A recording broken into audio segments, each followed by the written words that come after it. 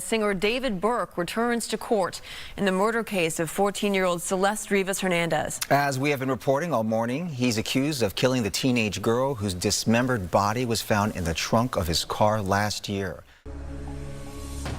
For 17 months, a missing persons flyer with Celeste Rivas Hernandez's face on it circulated around Lake Elsinore, California, shared by her family, passed around by neighbors, a flyer that becomes familiar to almost everyone in a small city.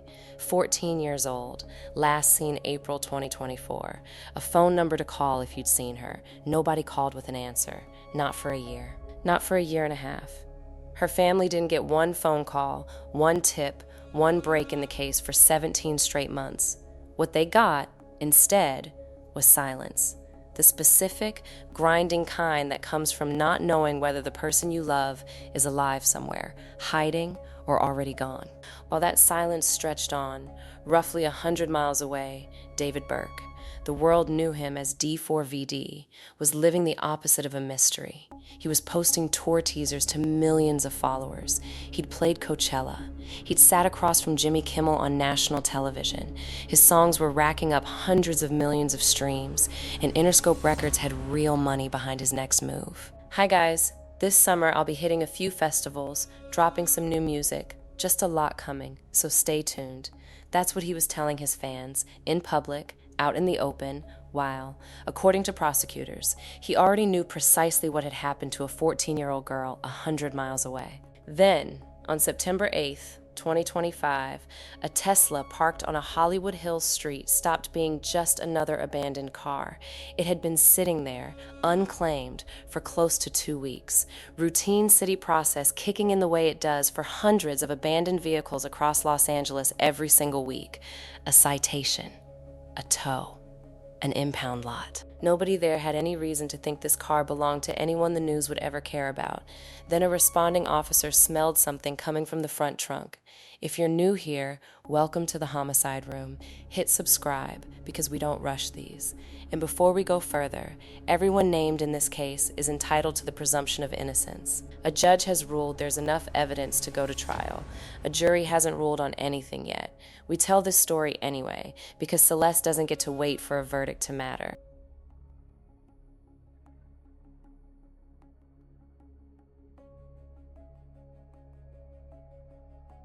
Let's start with who she was. Lake Elsinore sits about an hour and a half southeast of Los Angeles, close enough to feel the city's gravity, but far enough away to feel entirely its own. It's the sort of city where people know their neighbors, where a missing kid isn't just a statistic, it's a name everyone on the block recognizes. Celeste Abigail Rivas Hernandez grew up there. Her parents, Jesus Rivas and Mercedes Martinez, had immigrated from El Salvador and built their lives in Lake Elsinore, raising Celeste alongside 2 older siblings, including a brother, Matthew. She attended Lakeland Village School and was in the 7th grade when she first went missing, at 13. Neighbors described her as a normal kid with a normal life. Friends at school, family nearby, nothing that marked her out as anyone other than an ordinary teenager in a small California town. Celeste's family had reported her missing before. Records show they contacted the Riverside County Sheriff's Department 3 separate times in early 2024, on February 15th, March 19th, and April 5th, each time reporting her missing, and each time, it's believed, she eventually came home. Neighbors later said they'd spotted her back in the neighborhood with her parents in between those reports. Then, in April of 2024, she disappeared again. This time, she didn't come home. For the next 17 months, her family had no answer. Not her parents, not her brother, not the friends who'd known her from Lakeland Village, from the neighborhood, from whatever combination of places make up a 14-year-old's whole social universe. They didn't get their answer until September of 2025 in a tow yard in Hollywood, 100 miles and a world away from Lake Elsinore. Her body was found a day after what would have been her 15th birthday. An autopsy would later note she still had braces on her teeth when she died. Her funeral was held on October 7th, 2025, about a month after her remains were found, with much of the Lake Elsinore community turning out to pay their respects. To understand why this case detonated across headlines the way it did, you have to understand who David Anthony Burke had become by the time investigators started closing in on him. Burke, performing as D4vd, built his name on moody, cinematic bedroom pop, a sound engineered from the ground up to live inside a 15-second TikTok clip before it ever touches a stage. It worked precisely the way it's supposed to work when the algorithm cooperates. A breakout single caught fire online, racked up hundreds of millions of streams, and turned a teenager with a laptop and a microphone into an industry priority almost overnight. By his early 20s, he wasn't some anonymous kid uploading tracks into the void. He'd played Coachella. He'd sat across from Jimmy Kimmel on national television. Interscope Records signed him in 2022, and according to later financial testimony in the case, paid him an advance of roughly $600,000 up front, with a larger payment to follow. Testimony from his own financial manager put his gross earnings from touring, merchandise, and music publishing at somewhere in the range of $11 to $12 million between 2023 and 2025 alone. And, according to that same testimony, he was positioned to make significantly more. That's not a small number for a performer barely old enough to rent a car. It's the sort of figure that turns a promising young artist into a real financial engine for everyone attached to him. A label, a management team, a touring apparatus, all of it scaling up in real time around a 20-year-old. According to the case laid out in court, Burke's relationship with Celeste stretched back further than most people initially assumed when the story broke, allegedly beginning when she was around 11 years old and continuing through ages 12, 13, and 14. As his career accelerated, and as the machinery around him got bigger, more visible, more financially significant with every passing month, prosecutors allege that relationships stopped being something he could risk having exposed. A viral hit is a fragile thing. A career built on a wholesome, relatable, TikTok-friendly image backed by an 8-figure earnings trajectory is even more fragile. Prosecutors allege Burke understood precisely how fragile it was, and precisely what a public accusation involving a child would do to every dollar and every opportunity riding on that image. They allege Celeste wasn't just someone who'd crossed paths with him and drifted away. They allege she was a documented, ongoing threat to the image and the income his whole career now depended on, someone who could unravel everything at the exact moment everything was working, and they allege that threat is why she's dead. It's worth pausing on just how quickly Burke's rise actually happened, because the speed of it is part of what makes this story so unsettling to so many people. Modern music careers built primarily through short-form video platforms can go from complete obscurity to arena-level recognition in a matter of months, not years, and the infrastructure around an artist often struggles to catch up with that speed. A label signs a deal built for a slower era of career development, then suddenly finds itself managing an artist whose fame and whose earnings have outpaced every system that was supposed to be watching over him. That's not a defense of anything Burke is alleged to have done. It's context for how someone can be simultaneously one of the most visible young musicians in the country, generating 8 figures in revenue, and, according to prosecutors, involved in an undisclosed, ongoing relationship with a child for years without anyone around him apparently noticing or acting on what they noticed until a body was found in a tow yard. Investigators say the relationship between Burke and Celeste wasn't rumor, wasn't secondhand gossip picked up from anonymous internet sleuths. It was documented through digital records recovered from both of their devices and through evidence recovered from Burke's phone and cloud storage that prosecutors have characterized in court as child sexual abuse material. That evidence has not been detailed further here, beyond its role in establishing what prosecutors say happened. Court proceedings describe Celeste as the key witness in what had already become an active investigation into child sexual abuse before her death. That reframes the whole case, and it's worth sitting with. This wasn't simply a relationship that soured, or a situation that spiraled out of control in a single reckless moment. According to prosecutors, Celeste was in a position, as a witness, as a source, as a 14-year-old who could talk to investigators, to end Burke's career and put him in a courtroom regardless of anything else that happened afterward. The investigation into the abuse allegations existed independently of her death. It was already moving before anyone knew she was gone. Prosecutors also introduced testimony at the preliminary hearing that Celeste had an abortion at age 13, roughly a year before she was killed, entering it as part of their timeline and their argument about the nature of the relationship. Prosecutors alleged that possibility. The possibility of Celeste testifying, of Celeste being believed, of Celeste simply being alive and able to speak, is exactly what got her killed. Prosecutors entered that material to establish motive and intent for a jury. What matters is the shape of it.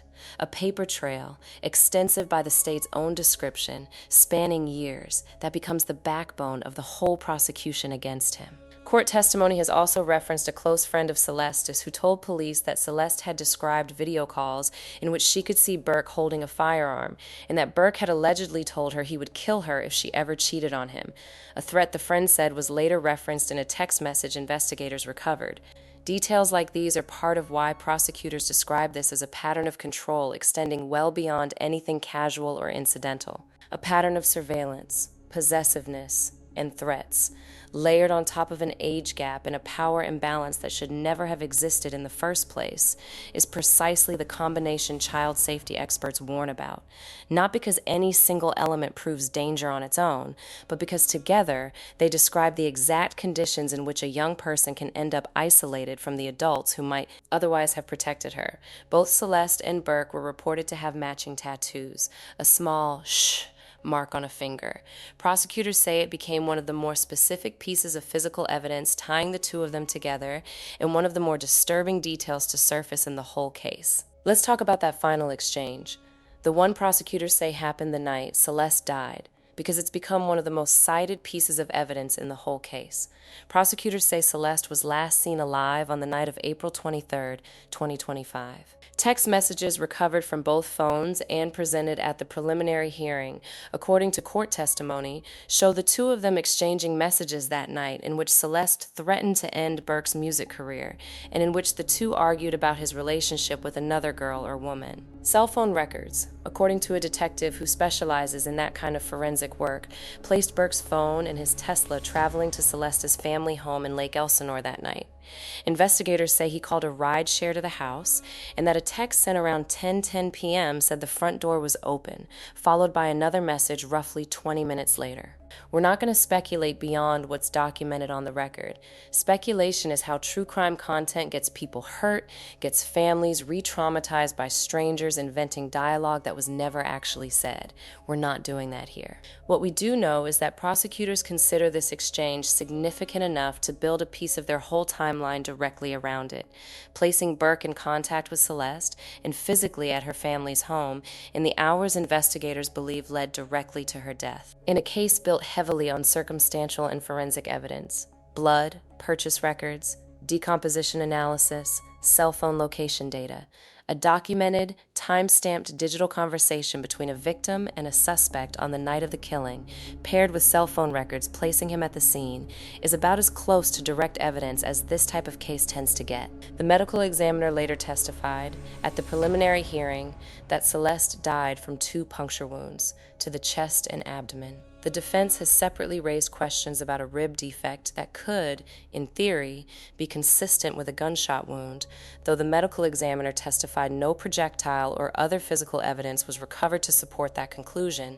and that further testing would have been required to say anything definitive either way. From that point, according to the case, as prosecutors have laid it out, the timeline goes dark for the outside world.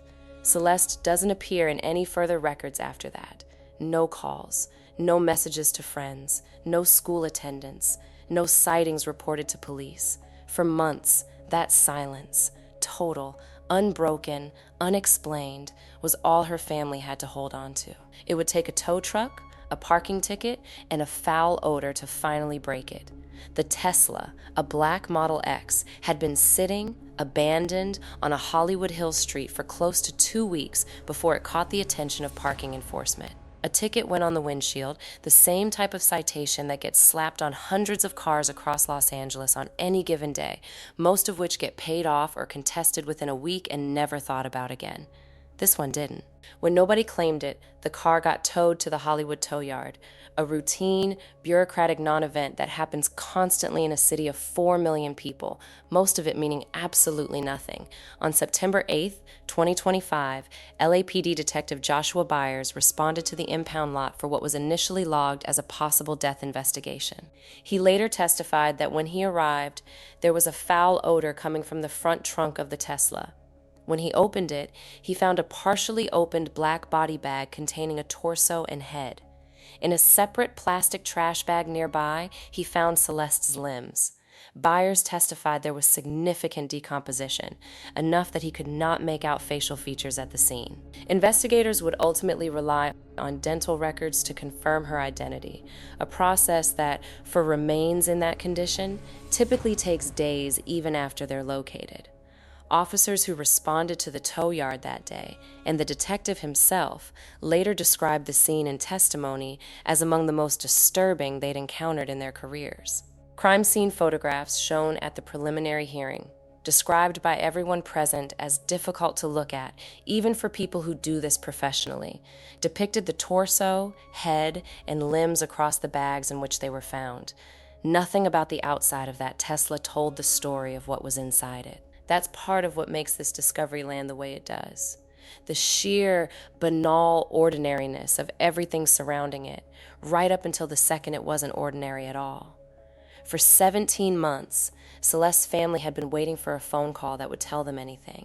That she was safe, that she was found, that there was any explanation at all for where she'd gone. This was the one they got, not the one anyone hopes for. The one that ends the waiting and starts a different kind of grief. Investigators would have worked backward from the vehicle's registration to identify Burke as the Tesla's owner almost immediately.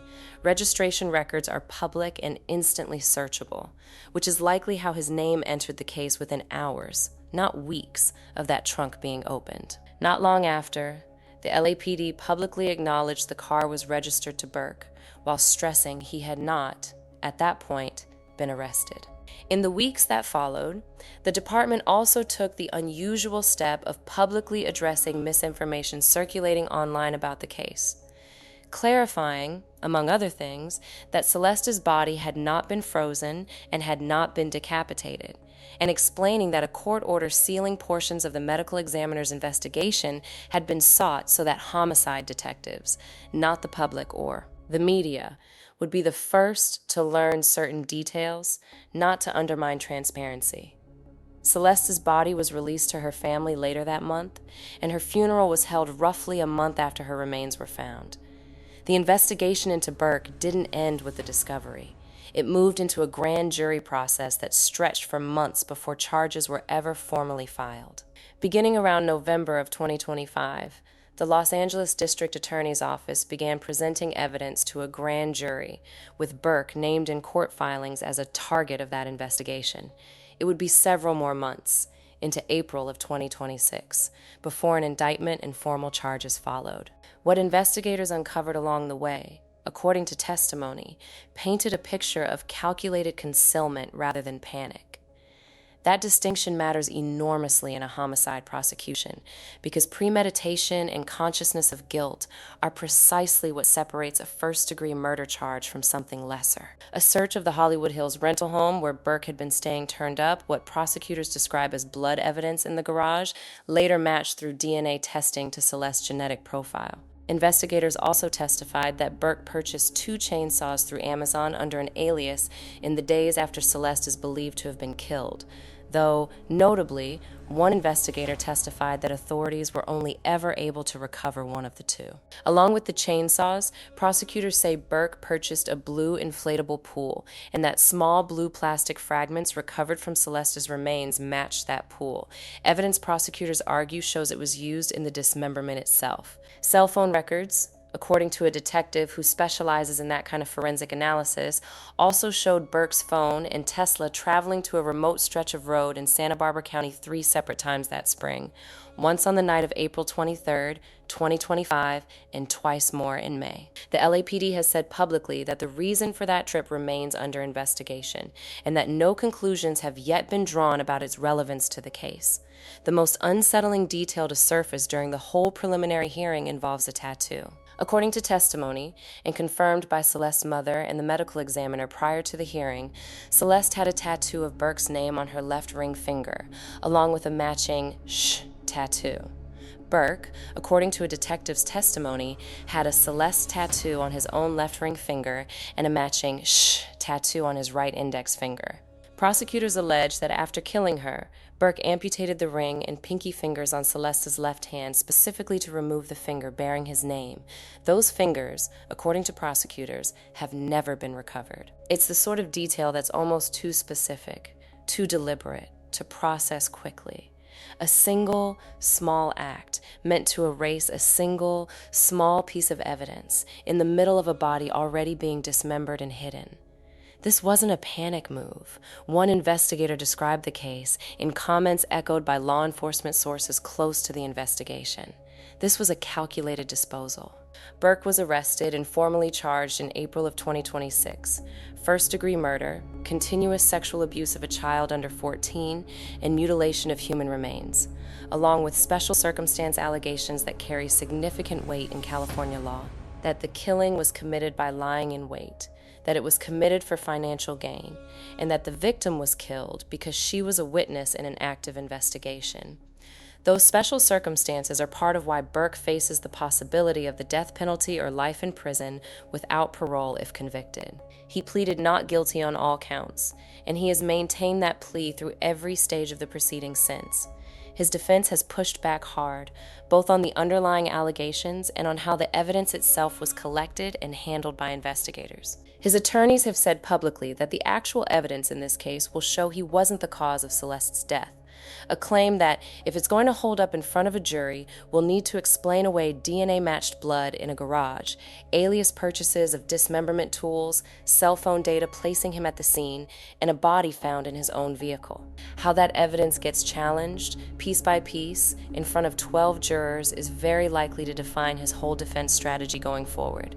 Briefly, it's worth explaining why alias purchases carry so much weight in a case like this. Investigators trace online purchases through payment processors, shipping addresses, and IP logs, all of which leave a digital trail even when a buyer uses a fake name.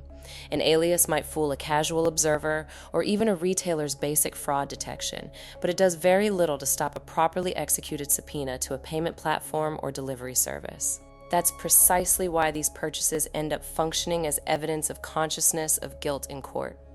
The act of using a false name to buy dismemberment tools is, prosecutors argue, difficult to explain as anything other than deliberate concealment made by someone who understood precisely how incriminating an honest purchase record would look later. The blood evidence recovered from the garage would have gone through its own extensive chain of custody before ever being described in a courtroom, swabbed, packaged, transported to a forensic lab, tested for DNA, and then compared against a reference sample to confirm it belonged to Celeste.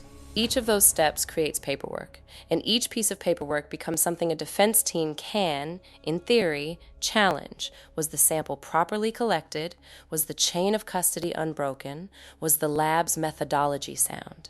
That's likely to be the very terrain Burke's defense continues fighting on as the case heads toward trial, not necessarily disputing that the blood was found, but disputing how reliably it was handled along the way. In July of 2026, that fight got its first real public test. A Los Angeles courtroom spent 5 full days working through what prosecutors had assembled. A process that, for anyone who's never sat through a preliminary hearing, can feel almost anticlimactic in its procedural rhythm and then, without warning, become one of the most difficult things you've ever watched. Nearly a dozen witnesses took the stand across those 5 days. No jury was present for any of it. This was a preliminary hearing, the stage in California's criminal process where a single judge decides only whether there's is enough evidence to justify sending a case to trial, not whether the defendant is actually guilty of anything. Day 1 set the tone. Prosecutors began laying out the timeline. The missing persons report from Lake Elsinore, the gap of 17 months, the eventual discovery in the tow yard. LAPD Detective Joshua Byers walked the court through the initial response to the impound lot, describing the smell, the trunk, and the moment he realized what he was looking at. As the hearing progressed, crime scene photographs, the torso and head in the body bag, the limbs in a separate bag, were shown in a room that included Celeste's parents, who sat through images of their daughter's remains because the legal process demanded their presence through every second of it. Celeste's mother reportedly dropped her head during that testimony and was comforted by a county victims advocate employee, according to the family's civil attorney, who later told reporters it was the first time her parents had seen those images. There is no version of that experience that isn't devastating, and that's worth stating plainly rather than glossing over. By the fourth day, testimony had turned to the medical examiner's findings and to what prosecutors described in court as evidence of child sexual abuse material recovered from Burke's phone and cloud storage. Evidence that, per the LAPD detective who testified about it, was not displayed publicly in the courtroom. The same day's testimony also touched on the abortion testimony referenced earlier, entered by prosecutors as part of their theory of the case. Deputy Medical Examiner Dr. Grant Ho also testified about the 2 puncture wounds that caused Celeste's death, about the state of decomposition, and about the rib defect the defense has pointed to. LAPD criminalists walked the court through blood stain analysis pulled from the garage, describing the testing methods used to confirm it matched Celeste's DNA. Detectives detailed the alias purchases. The 2 chainsaws, only one of which was ever recovered, the inflatable pool, the online accounts and shipping addresses that eventually tied back to Burke despite the effort to obscure them. Financial records were introduced too. Burke's day-to-day manager, Robert Morgenroth, testified about the singer's schedule and movements during the relevant window. According to reporting from the earlier grand jury proceedings, Morgenroth had previously told investigators that managing Burke's personal life wasn't his responsibility, and that his role was to keep the tour moving forward. A finance employee from Interscope Records was also called to speak to the roughly $600,000 signing advance and Burke's broader earnings, a detail that underscores just how far this investigation reached into the machinery surrounding Burke's career, not just his personal life. Prosecutors laid out what they called a years-long timeline linking Burke to Celeste, stretching back to when she was around 11 or 12 years old.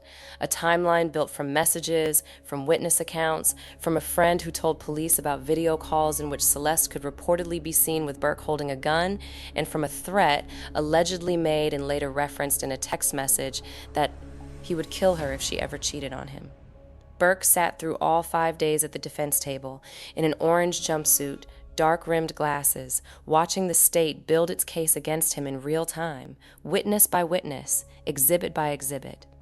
His defense team fought nearly every inch of it. They challenged how the evidence was gathered, whether search and seizure procedure was followed correctly at every stage, and what conclusions could reasonably be drawn from decomposition, from purchase records, from cell phone location data, from a timeline that in places relies on other people's testimony rather than direct physical proof. Defense counsel also pressed the medical examiner on the limits of his knowledge.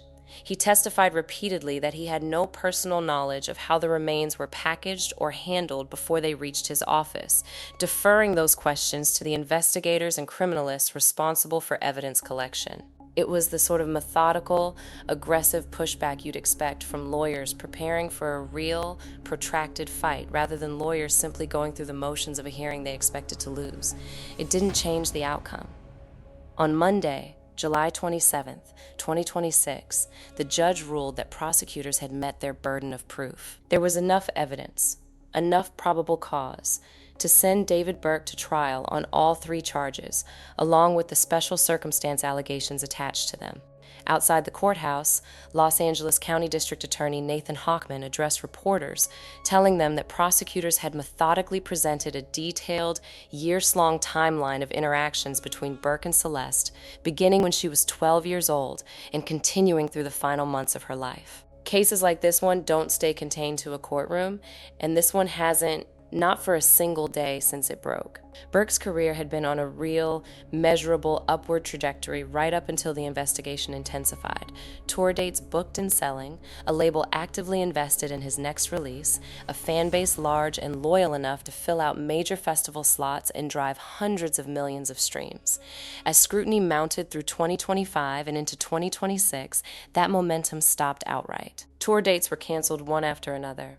The machinery that had been built around him over several years, management, publicity, a record label with its own reputation to answer to, quietly began stepping back. Online, the reaction has split the way these things almost always do. Real grief and advocacy for Celeste and her family running alongside a much darker current of fans defending Burke, questioning the evidence before any of it had even been publicly tested, and in some documented cases outright harassing people connected to the case, including individuals who had nothing to do with the underlying allegations beyond simply reporting on them. Streaming platforms and radio programmers have faced their own version of this dilemma since the charges became public. What to do with an artist's back catalog once serious criminal charges are filed, but before any conviction exists. Some platforms have quietly reduced algorithmic promotion of his music without formally removing it. Others have left the decision entirely to individual playlist curators and radio programmers. Meanwhile, Celeste's family has had to navigate all of this: the headlines, the fan reactions, the platform debates, while simply trying to grieve a child they spent 17 months searching for. The family has retained civil counsel, and their attorney has spoken publicly on their behalf at several points during the proceedings, describing a mother who insisted on being present in the courtroom to show support for Celeste, even through testimony neither parent had ever seen before. It's useful to pause here and explain what's ahead procedurally, because the gap between ordered to stand trial and an actual verdict is often longer and more complicated than most people watching from the outside expect. Burke's post-preliminary arraignment is scheduled for August 31st, 2026. At that hearing, he'll formally enter his plea again in front of the trial court, and the judge will set a firm timeline moving forward. Under California law, that arraignment date effectively starts a clock. A trial is expected to begin within roughly 60 days after, absent a defense waiver, which puts an actual jury trial on the calendar for sometime this fall, assuming no continuances are granted, which in a case this complex and this closely watched is far from guaranteed. Between now and then, expect a steady stream of pretrial motions. Burke's defense team will likely continue challenging the admissibility of specific pieces of evidence: the blood analysis, the alias purchase records, the cell phone location data. Prosecutors will be working to lock in witness availability and finalize expert testimony on forensic pathology and digital forensics. Finding 12 jurors and a handful of alternates who haven't already formed an opinion from months of national headlines is its own significant undertaking, and courts in cases like this one often extend jury selection well beyond what a routine trial would require. Once trial actually begins, expect it to run for weeks, not days. A case with this much forensic and financial evidence routinely stretches well beyond a month from first glance to final verdict. Burke remains in custody without bail through all of it, a decision the court made given the severity of the charges and what prosecutors have characterized as a documented flight and evidence destruction risk. The special circumstance allegations attached to the murder charge, lying in wait, financial gain, and killing a witness, are the legal mechanism that puts the death penalty in life without parole on the table if Burke is convicted. For Celeste's family, all of this procedural machinery translates into something much simpler and much harder: more waiting. They've already spent 17 months waiting to find out what happened to their daughter, and well over a year since waiting to see whether the legal system will hold anyone accountable for it. However long the trial itself takes, that wait isn't over yet. As of this recording, David Burke remains in custody, held without bail, awaiting the next phase of a legal process that is very much still unfolding in real time. No verdict exists yet.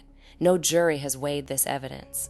Everything prosecutors presented during the preliminary hearing was enough to clear a legal threshold: probable cause, not enough to establish guilt beyond a reasonable doubt, which is a very different, much higher bar that a full jury trial exists specifically to test. Burke, Like anyone facing charges in this country, regardless of how the public has already made up its mind, is entitled to have that distinction respected until 12 people say otherwise, unanimously, after hearing every piece of evidence both sides choose to present.